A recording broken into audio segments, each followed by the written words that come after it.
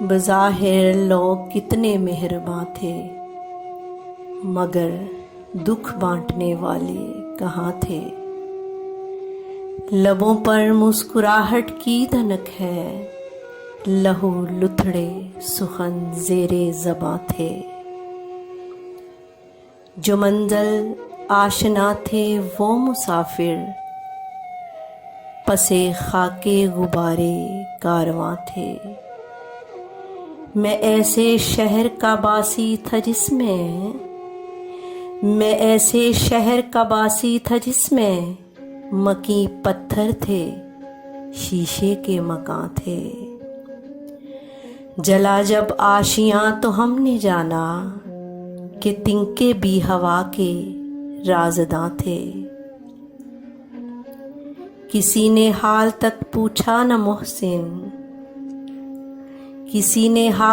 پوچھا نہ محسن، ہم اہل دل بھی کتنے رائے گاں تھے۔